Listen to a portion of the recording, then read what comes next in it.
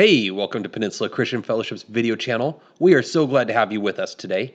For more information about who we are, check us out at welcometopcf.org or follow us on Facebook. Now, let's see what we have for you in today's video. Hey, good evening. Thank you again for checking in to see what our videos have for you. Here we go. It's another wild ride. These last couple of weeks have been unique. They've been truly weird as we've been dealing with this pandemic with the coronavirus. And for a lot of people, there's a lot of hope that they seem to be missing. There's a lot of joy that seems to be missing in people.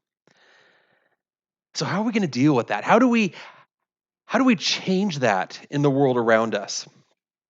And in this week, the last couple of days, we've seen something just completely different than any of us have ever seen before in our lives. We have multiple states, including our own, that have just issued a stay at home order. They've basically said essential businesses, keep your doors open. Non essential businesses, close your doors, send your people home. And it's made this time even more unique and more crazy. You see, I was driving around today and stopping and chatting with some of my customers, and there's a lot of confusion as to what it means to be essential or non essential. Because to be honest, nobody wants to think of themselves as non essential. In their life, they're essential. In their kids' lives, they're essential. In their family's life, they're essential. For their job, they're essential. But they're being told, you're not essential right now. And I know it's all about not spreading the disease. And the best part is, I'm not here to tell you what businesses are essential or what businesses are not essential. In fact, I want to look at that word tonight. I want to look at the word essential and kind of dig into it for a moment and see what it means for us. For each and every one of us as living beings, we need water, we need food. And I know that's not some groundbreaking discovery right there, but we need food and water. And without it, we die, which that's not the option that we want right there. But then there's things like M&Ms.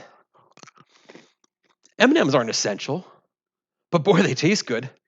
And when your kids have been home for a week straight, some people it's going on 2 weeks, possibly even 3 weeks that your kids have been home, M&Ms, maybe they do become essential. Mama needs some M&Ms.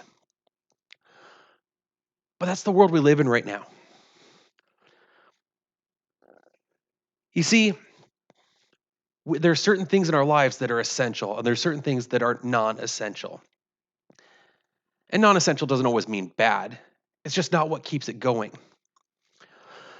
But what about the church?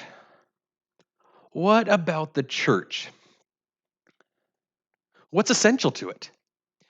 You see, if the church is a building, it's essential that it stays in good condition.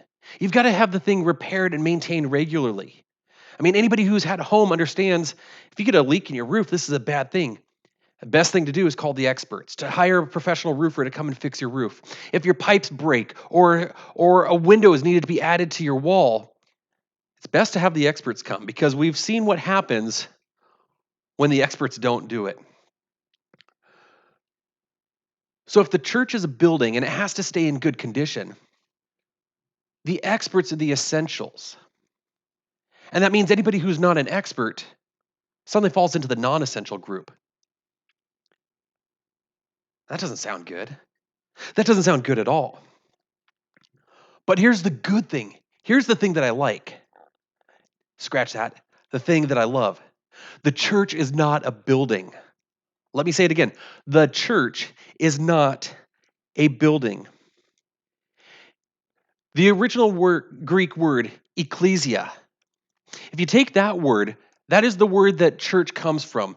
And the meaning of that word is a gathering, an assembly of people. So if the church is not a building, but rather a gathering of people, I know you're looking at me right now going, but we can't gather. Hear me out on this. If it is a gathering of people, what is essential for the church? That's right. People are essential for the church. I'm not saying experts. I'm saying people are essential for the church. You see, I love it. In God's word, It says we are made in his image. In his image, he created us. Each unique and each special, each wonderfully made.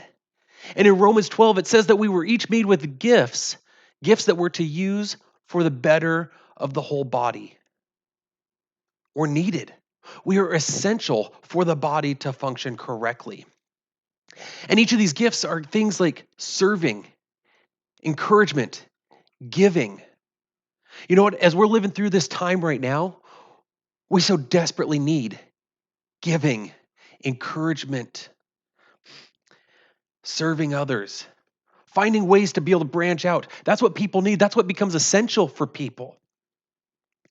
And so this week, I want to dare you. You know what? I'm going to go the route of my kids. I want to double dog dare you to serve, to encourage, to give, to find ways to speak life into people. And I dare you to do it without seeing other fruits show up. And I'm not talking about bananas or apples. I'm talking about love, joy, peace, patience, kindness. You see, I love the fact that right now we're not allowed to meet as a group. It's been signed into law. We're not allowed to go to our jobs if they're not essential. There's a lot of things we can and can't do that are laws. But the best part is there's no law against love, joy, peace. So wait, if I do these things and those things happen, it's not breaking the law. This is actually a good thing here. So what is essential to the church? You are.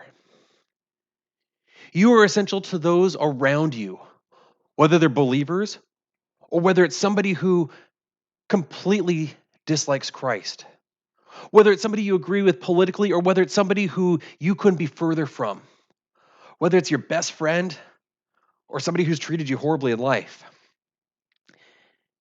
You are essential because you were created with a purpose for a purpose, with a gift to use for the whole body. So really, what does it come down to? It comes down to you are essential. We need you. You are the church. So I challenge you this week, go and be the church to those around you.